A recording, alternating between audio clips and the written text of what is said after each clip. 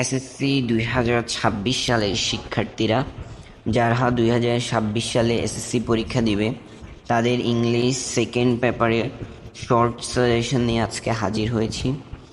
এর আগের 3টি ভিডিওতে আমি বাংলা প্রথম পত্র, দ্বিতীয় পত্র ও ইংলিশ ফার্স্টের শর্ট সিলেবাসটা দিয়েছি।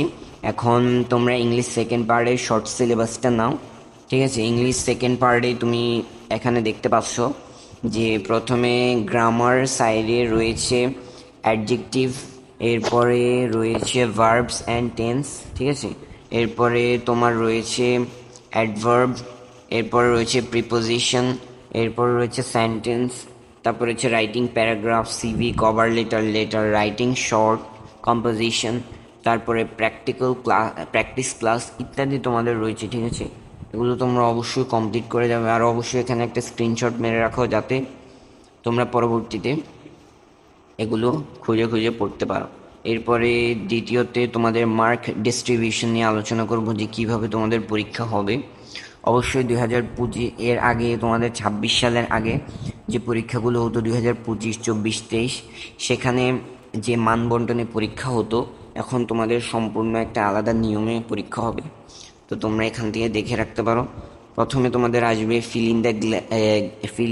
Gap filling with clues. ঠিক আছে, এরপর হচ্ছে suitable table, right form of verbs, changing sentence, tag question, তারপরে সাফিক্স প্রিফিক্স। এই পর্যন্ত তোমাদের মিল আছে।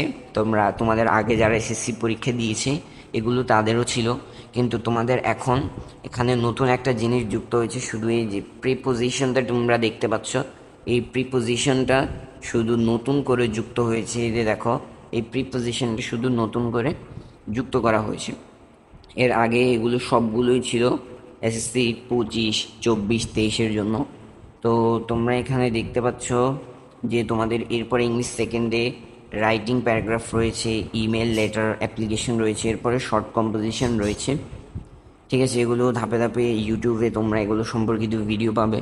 তো আমি তোমাদেরকে এখানে মানবন্টনটা দেখিয়ে দিলাম, সে অনুযায়ী অবশ্যই তোমরা পরীক্ষার প্রস্তুতি নিয়ে যাবে, এভাবেই তোমাদের পরীক্ষা হবে।